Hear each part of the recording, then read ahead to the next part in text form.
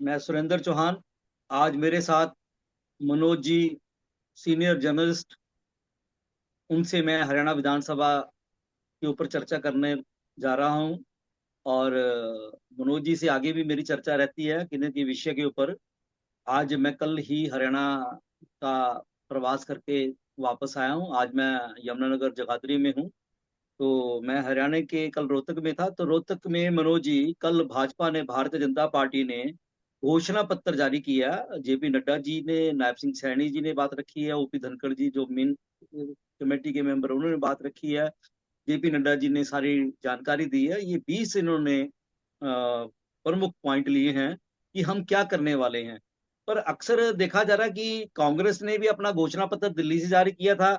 तो उनके साथ थोड़ा सा मैं तालमेल बना के आपसे जानकारी चाहूंगा कि कांग्रेस ने कहा कि हम 300 यूनिट तक बिजली फ्री देंगे।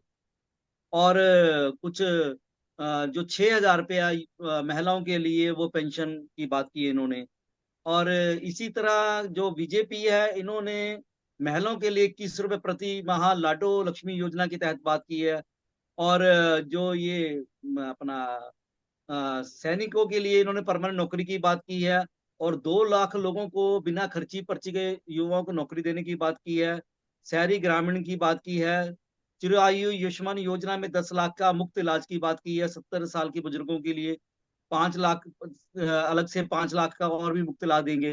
बल्कि ऐसे ही अग्निवीर के लिए सरकारी नौकरी की बात करती है। भारत सरकार के सहयोग से केएमपी रेल कॉरिडोरों का निर्माण और वंदे मातरम की ट्रेनों की शुरुआत की बात की है। मतलब कि कुछ जेन्युइनिटी जैसे इनकी केंद्र में सरकार है ऐसी लगी है। पर जो कांग्रेस ने बातें की हैं, 6,000 महीने की बात की है, 300 यूनिट की बात की है। मतलब कि इनका, तो कांग्रेस का लगता तालमेल जो है भी, सरकार को ये जैसे पंजाब वाले कर रहे हैं या दिल्ली वालों ने किया 300 यूनिट वाली फ्री वाली, तो ये योजनाएं लोगों की आदतें खराब करने वाली बात कह लो। इससे बढ़िया तो मैं कहता जान जो आपसे जानकारी चाहूंगा कि हॉस्पिटलों में फ्री इलाज मिले, बच्चों की स्कूल की शिक्षा फ्री हो जाए, गरीब आदमी को जो आर्थिक दृष्टि से गरीब है उनको खाने पीने का या रोजगार का समाधान हो जाए। तो ये घोषणाएं करनी चाहिए कांग्रेस को भी, बीजेपी को भी। तो इसके बारे में आप क्या जानकारी देंगे, जरा थोड़ा सा इसकी भी चर्चा कर लेते हैं।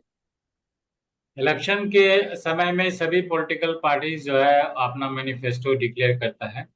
और भारतीय जनता पार्टी ने जो अपना इलेक्शन मैनिफेस्टो डिक्लेयर करता है उसे संकल्प पत्र बोलते हैं। तो हम जी। उनका ये मानना है कि मैं संकल्प करता हूं। हालांकि इलेक्शन कमीशन ने भी बोला है जो भी पॉलिटिकल पार्टीज अपना इलेक्शन मैनिफेस्टो डिक्लेयर करेगा और 3 दिन के अंदर जो है वो आपको इलेक्शन कमीशन के ऑफिस में जमा करना पड़ेगा। और एफिडेविट टाइप में। और ये भी आशा किया जा रहा है इलेक्शन कमीशन द्वारा कि आप जो भी अनाउंसमेंट करते हैं, जैसे 300 यूनिट अगर आप इलेक्ट्रिसिटी बिल फ्री करने की बात अगर बोल रहे हैं, जो कि कांग्रेस पार्टी कर रही है, तो आपको उनको ये भी बताना पड़ेगा कि आपकी कैसे जो है फाइनेंशियल मैनेज मैनेजमेंट करोगे। करेंगे और 300 यूनिट जो है आप देंगे। जी जहां तक जी भारतीय जी जी। जनता पार्टी की सवाल है, तो इन्होंने संकल्प पत्र में जो है अग्निवीर को 100% जॉब की बात कही गई है। हम्म। अग्निवीर आपको पता ही है कि इसको लेकर के पूरे नेशनल लेवल पे और हरियाणा में भी बहुत ही चर्चा का विषय रहा है पिछले जी जी 5-6 साल से, क्योंकि जब से ये इंट्रोड्यूस हुआ है तो plus g and g. Minus जो है इस पॉइंट को लेकर के बोलते आए, क्योंकि नरेंद्र मोदी जी हमारे प्रधानमंत्री ने इनको इंट्रोड्यूस किया है। तो इसके माइनस की अगर बात करें तो कोई बीजेपी पार्टी के कोई भी नेता हो इसके बारे में कुछ बोलते नहीं है। अब इसको कैसे हम्म। आगे बढ़ाना है एक बहुत पायलट प्रोजेक्ट के रूप में बीजेपी देख रहे हैं। जहां तक हरियाणा की अगर बात करें तो लगभग 10% जो हरियाणा का पॉपुलेशन है वो आर्मी एयरफोर्स या फौज में जाता है। तो उनके लिए हम्म। अग्निवीर वो एक बहुत बड़ी मुद्दा है।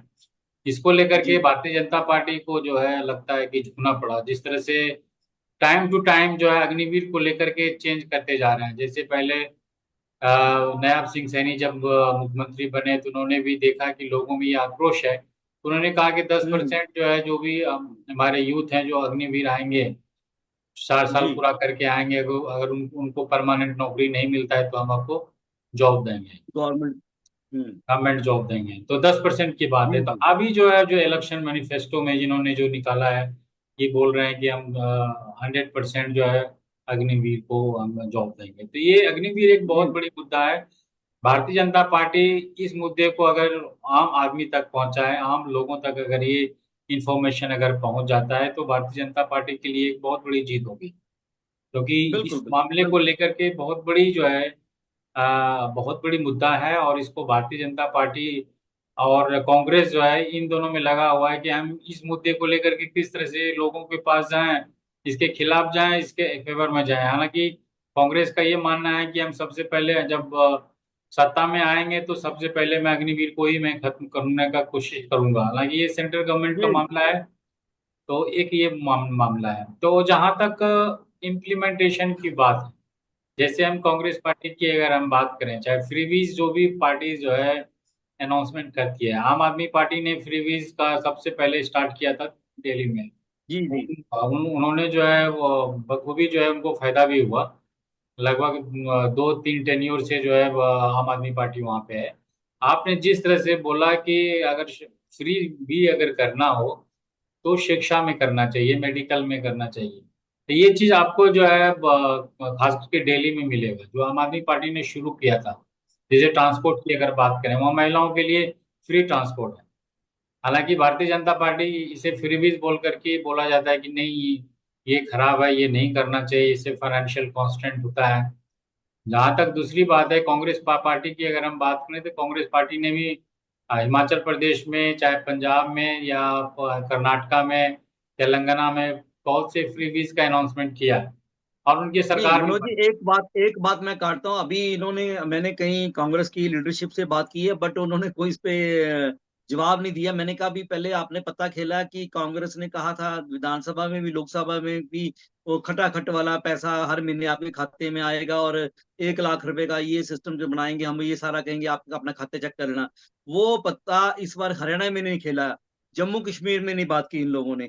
कारण क्या है कि ये भी राजनीति स्तर पे, जैसे कांग्रेस का शुरू से देखा आ रहा है, यदि उठा के देखें इतिहास, किसी ना किसी तरीके से लोगों को कैसे हींट सकते हैं, कैसे बना सकते हैं, उस ढंग से इन्होंने इस बार हरियाणा में और जम्मू कश्मीर में कोई खटाखट वाली बात नहीं मैं की। आपको यही तो बोलना इसके चाह लिए रहा था, यही बात मैं इसके बाद आने वाला था। मैं ये बोलना जी चाह रहा हूँ कि 3 जगह तो कांग्रेस की सरकार बन गई, कर्नाटका, जी तेलंगाना और हिमाचल प्रदेश। उन्होंने जो जी वहां पे फ्रीबीज अनाउंसमेंट किया, उन्होंने तो इम्प्लीमेंट नहीं कर पाया। उन्होंने बोला तो महिलाओं को हम पैसा देंगे, चाहे 2,000 हो चाहे 1,000, 1,000 का शायद उन्होंने अनाउंसमेंट किया था। लेकिन सरकार का 2 साल लगभग हो गया पूरा, लेकिन उन्होंने इम्प्लीमेंट नहीं किया। और जहाँ तक जी। हिमाचल प्रदेश की अगर हम बात करें, वहाँ तो फाइनेंशियल क्राइसिस चल रहा है गवर्नमेंट लेवल पे। जो एम्प्लॉई हैं, गवर्नमेंट एम्प्लॉई हैं, उनके लिए सैलरी देना भी मुश्किल पड़ रहा है। नहीं, वो तो हाँ, चुनाव से पहले भी कांग्रेस को भी पता था। वो चुनाव से पहले जब उन्होंने बात की खटाखट वाली, वो चीजें जो की अनाउंस की, तो पहले भी पार्टी को पता होती है सारी बातें।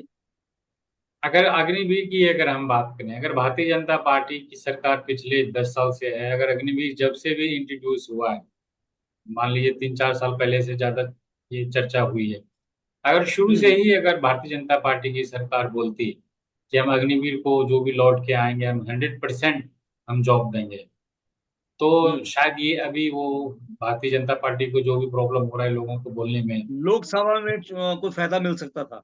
हाँ, लोकसभा में भी फायदा मिलता, और इस असेंबली में भी एक बोलने के लिए।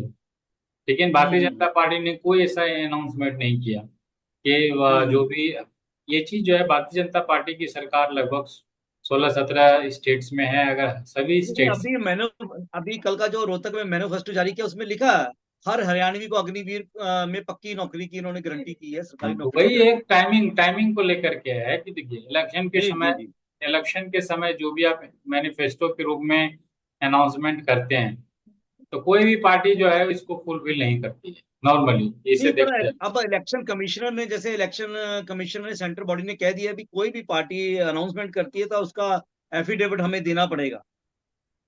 नहीं तो ये चलिए, तो बोलने के लिए, हालांकि उनके पास कोई लीगल ऐसा नहीं है, पावर नहीं है हम्म कि अगर कोई फुलफिल नहीं करता है तो उसको डिबार कर दिया जाए। हम्म।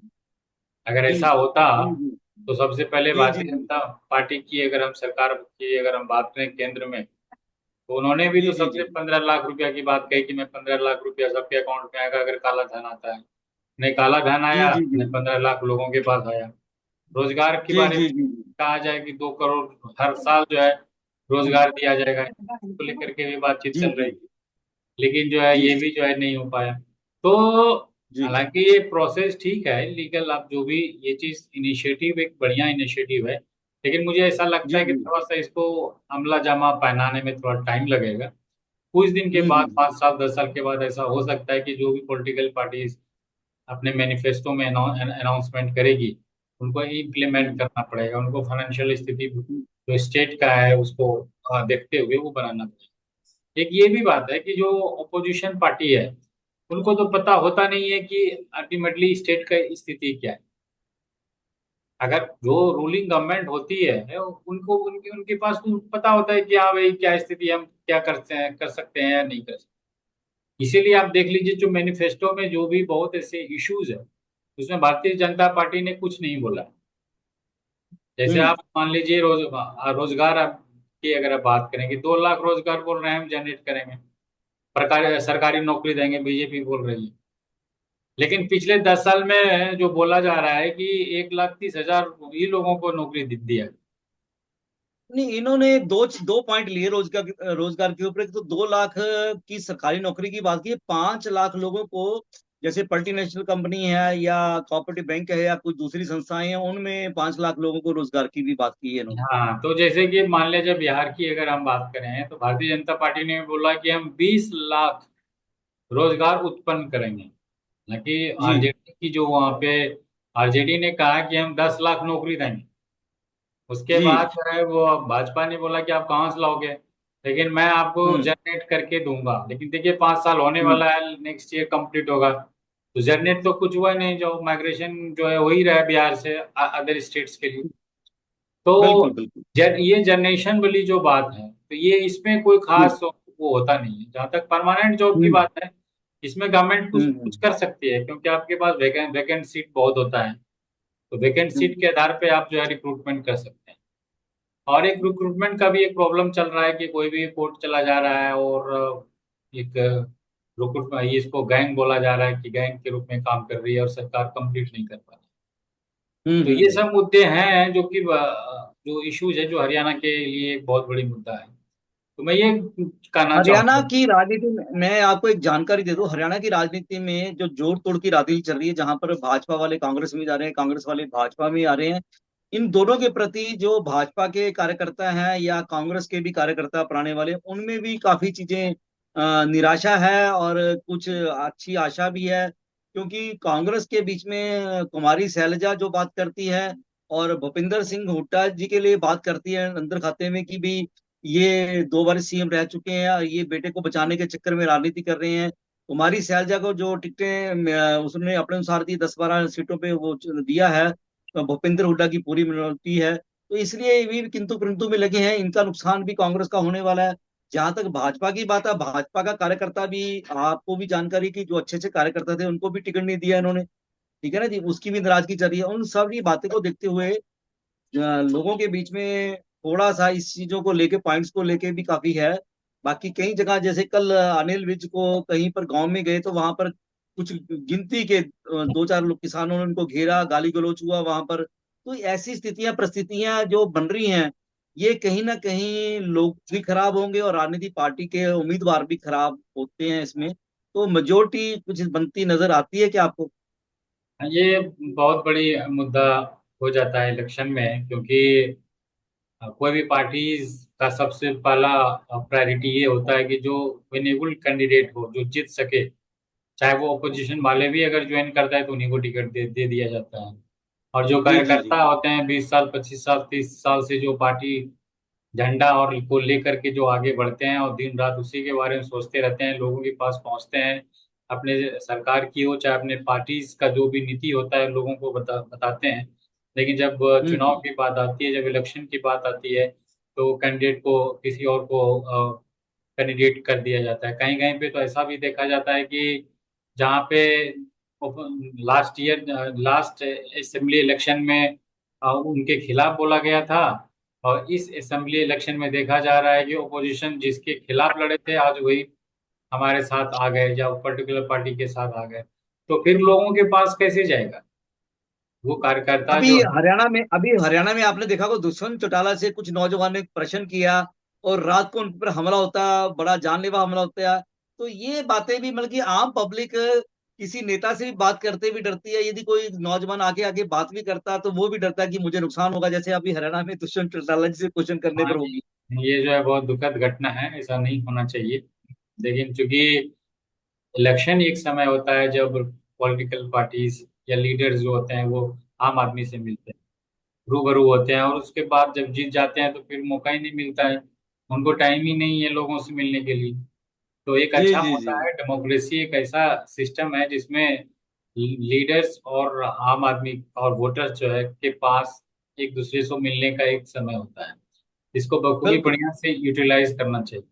तो देखिए, जैसे लास्ट विधानसभा इलेक्शन की अगर हम बात करें तो जी तीन चार इंडिपेंडेंट एमएलए ऐसे थे जो भारतीय जनता जी जी पार्टी से नाखुश होकर के इलेक्शन लड़े और जीत गए।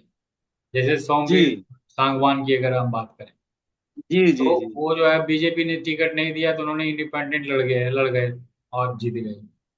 तो इससे जो है, और इंडिपेंडेंट हालांकि 5 साल तक भारतीय जनता पार्टी के साथ रहे, और हम्म जब अब जो है फिर जो उनको लगा कि टिकट नहीं मिलेगा तो फिर कांग्रेस में आ गए और कांग्रेस वाले भी उनको टिकट नहीं दिए। हम्म तो ये चीज है, पार्टीज को ये समझना पड़ेगा कि हम अपना नीति और पॉलिसी जो भी हमारे पार्टीज का है उसको बरकरार हम्म रखना चाहिए। अब जो आपको पूरे 5 साल, पूरे 10 साल या पूरे जीवन भर आपको आलोचना किया, और आज उन्हीं हम्म। को टिकट दे करके और झंडा और वो बोलते हैं ले जाइए और लोगों के पास जाइए, तो लोग बिलीव कैसे करें? नहीं बिल्कुल, ये सोचने वाली बात है। ये इसी करके कार्यकर्ताओं में निराशा पैदा होती है। तो इलेक्शन है, अब देखिए इलेक्शन में तो ऐसा होता ही है। चलो मनोज इलेक्शन जी, ऐसा चीज आपका है। बहुत कीमती समय मिला हमें और इस वार्ता में, और काफी अच्छी जानकारी मिली है। मैं इस वार्ता के लिए, समय देने के लिए आपका बहुत बहुत धन्यवाद करता हूँ। थैंक अगले यू। विषय पे भी मैं आपका समय लूंगा थोड़ा सा। अगले विषय के ऊपर भी चर्चा करेंगे चुनाव के दौरान। बहुत बहुत थैंक यू। धन्यवाद। Thank you.